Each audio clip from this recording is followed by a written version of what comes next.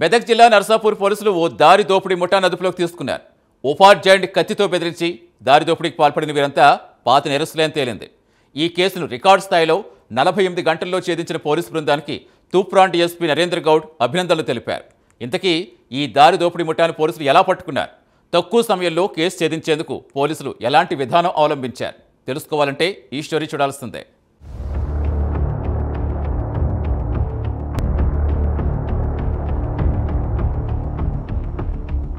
మెదక్ జిల్లా పోలీసులు దారి దోపిడీ ముఠాలపై ఉక్కు పాదం మోపుతున్నారు. తాజాగా ఓ ఉపాధ్యాయుణ్ణి కత్తితో బెదిరించి దోపిడీ చేసిన కేసును కేవలం 48 గంటల్లోనే ఛేదించారు పోలీసులు. ఈ కేసు వివరాలను తూప్రాన్ డీఎస్పీ నరేంద్ర గౌడ్ వెల్లడించారు. దారి దోపిడీకి పాల్పడిన ముగ్గురు దొంగలు కూడా పాత నేరస్తులే అని నరేంద్ర గౌడ్ వెల్లడించారు.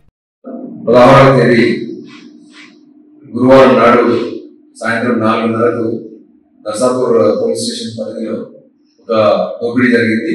అందులో ఒక ముగ్గురు వ్యక్తులు ఒక ఆటోలో ఒక టీచర్ ప్రభుత్వ ఉపాధ్యాయుడు అయిన వ్యక్తిని ఈ కొల్చారం దగ్గర ఆటో ఎక్కించుకొని అతన్ని వెళ్తూ నర్సాపూర్ ప్రాంతంలో తూప్రాన్ రోడ్ వైపు నిర్జన ప్రదేశంలో అతన్ని తీసుకెళ్లి అతన్ని వాళ్ళ దగ్గర ఒక చాకుతో బెదిరించి తన దగ్గర ఉన్న ఒక 15 రూపాయలు ఉన్న పర్సు, తర్వాత ఆయన దగ్గర ఉన్న ఫోన్ కూడా లాక్కొని వెళ్ళిపోవడం జరిగింది. ఈ దోపిడీ కేసు ఆ రోజు సాయంత్రం మాకు సుమారు 7 గంటలకు మాకు రిపోర్ట్ అయింది. వెంటనే నర్సాపూర్ ఎస్ఐ రంజిత్ కుమార్ దాని ఆ కేసు రిజిస్టర్ చేసి తర్వాత సిఐ జానకి అండ్ టీం అంతా కూడా వెంటనే యాక్షన్ దిగారు. సో ఇది సెన్సేషన్ అదైపోయింది. ఎట్టి పరిస్థితుల్లో ఈ నేరస్తులు ఎవరైతే తక్కువాలని చెప్పి 3 టీమ్స్ ఫామ్ చేసి దీని మీద వర్కౌట్ చేస్తాం. సో ఇందులో భాగంగా ఈ మొత్తం నర్సాపూర్లో ఉన్న సీసీ కెమెరాలు, మిగతా సాంకేతిక ఆధారాలు ఇవన్నీ కూడా పరిశీలించి క్షుణ్ణంగా దీన్ని పాత నేరస్తులు ఈ రకమైన నేరాలకు పాల్పడుతున్న వాళ్ళ వివరాలు కూడా మా డేటాబేస్ కూడా తీసుకొని ఈ పాత నేరస్తుల తర్వాత ఈ సాంకేతిక ఆధారాల సాయంతో ఆ ముగ్గురు వ్యక్తుల్ని మేము ఐడెంటిఫై చేయడం జరిగింది. ఇవాళ పుల్కల్ మండలం షోపేటలో ఇవాళ ఆ ముగ్గురు వ్యక్తుల్ని మేము అదుపులోకి తీసుకున్నాము. ఆ ముగ్గురు వ్యక్తులు ఒకరు A1 వచ్చేసి ఉప్పరి సాయి కుమార్, రెండో వ్యక్తి గొలుసుల కుమారు, మూడో ఆయన దేరంగుల అనిల్ అని చెప్పేసి వీళ్ళు ముగ్గురు ఈ ఉప్పరి సాయి కుమార్ ముగ్గురు కూడా పాత నేరస్తులు. ఈ రకమైన నేరాలకు అలవాటు పడ్డారు. చాలా కాలం నుంచి నేరాలకు పార్టిసిపేట్ చేస్తున్నారు. ఉప్పరి సాయి కుమార్ మీద 14 కేసులు ఈ రకమైన ప్రాపర్టీ అఫెన్సెస్ ఉన్నాయి. అదేవిధంగా దేరంగుల అనిల్ మీద ఒక 8 కేసులు ఉన్నాయి. గొలుసుల కుమార్ మీద ఒక 6 కేసులు ఉన్నాయి. వీళ్ళంతా కూడా వీళ్ళతో పాటు ఒక గ్యాంగ్ గా ఏర్పడేసి చాలా ఆర్గనైజ్డ్ గా ఈ నేరాలకు పాల్పడుతున్నారు. దోపిడీ చేయడానికి, దొంగతనాలు చేయడానికి వీళ్ళంతా కూడా ఒక గ్యాంగ్ గా ఏర్పడి చేస్తున్నారు. ఒక పథకం ప్రకారం చేస్తున్నారు.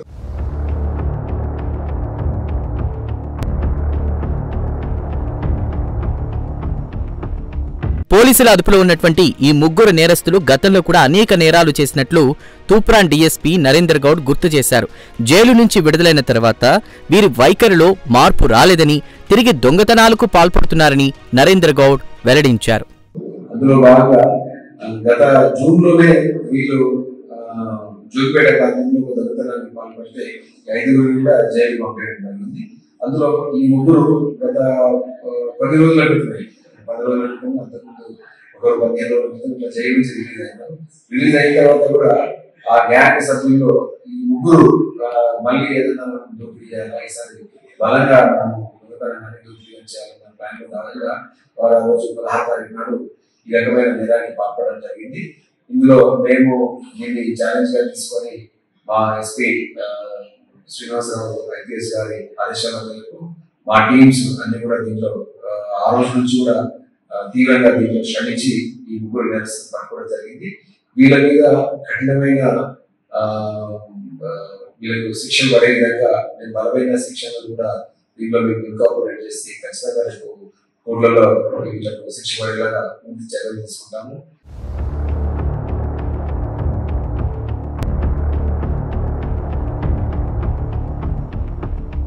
దారి దోపిడీ కేసును రికార్డు స్థాయిలో 48 గంటల్లోనే ఛేదించిన పోలీసు బృందాన్ని డీఎస్పీ అభినందించారు. సాంకేతికత సాయంతో కేసును త్వరితగతిన ఛేదించినట్లు వెల్లడించారు. సో మా టీము ఎవరైతే ఉన్నారో వీరు సిఐ జానటి, ఎస్ఐ అర్జున్ కుమార్, తర్వాత మా క్రైమ్ పార్టీ సిబ్బంది శ్రీకాంత్, ఉపేందర్ అండ్ మిగతా సిబ్బంది అందరూ కూడా దీనిలో ప్రాణం పెట్టి పనిచేశారు. సో నేను వాళ్ళందరూ కూడా వ్యక్తిగతంగా అభినందిస్తున్నాను.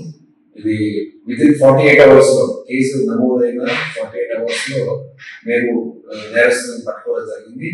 ఇది మా సిబ్బంది యొక్క సమర్థతకు నిదర్శనము. ప్రజల్లో కూడా ఒక నమ్మకాన్ని పెంపొందించే చర్య. గతంలో కూడా రీసెంట్ పాస్ట్ లో కూడా మనం ఇక్కడ ఒక దోపిడీ జరగడం, తర్వాత అంతకుముందు కూడా ఒక ఇలాంటి కేసు చాలా స్వచ్ఛంగా మా వాళ్ళంతా కూడా దీంట్లో అంతా కూడా టీం అంతా కూడా ఒక టీం వరకు ఒక సమిష్టిగా పనిచేసి ఇది చేయడం జరుగుతుంది. ఇదంతా అవార్డు మేమందరూ మామూలు అభినందిస్తూ రివార్డ్స్ కూడా మేము ప్రపోజ్ చేస్తాం. వాళ్ళు కూడా తగిన విధంగా వాళ్ళని సత్కరించడము, తగిన విధంగా వాళ్ళ సేవలకు గుర్తింపు కూడా ఇవ్వడము జరుగుతుంది.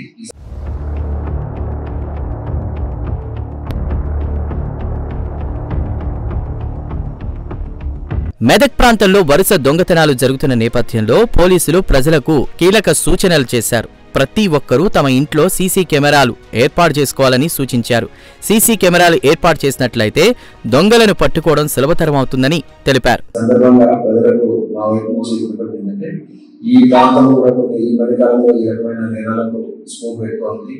తర్వాత మనకు రూపాయల క్షేత్రం కూడా దగ్గర ఉండడం, ఇవన్నీ అందరినీ కూడా మేము రిక్వెస్ట్ చేస్తుంది. సీసీ కెమెరాలు అందరూ కూడా మీరు మీ ఇంట్లో దగ్గర కానీ తర్వాత కానీ సీసీ కెమెరాల విషయంలో తోడ్పాటు ఇవ్వాల్సిందిగా అందరినీ రిక్వెస్ట్ చేస్తున్నాం.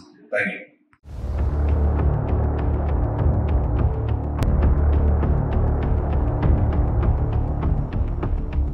మెదక్ పోలీసుల పనితీరుపై ప్రజల నుంచి అనూహ్య స్పందన లభిస్తోంది. తాజాగా దారి దోపిడీ కేసును కేవలం 48 గంటల్లోనే ఛేదించడంతో ప్రశంసల వర్షం కురుస్తోంది.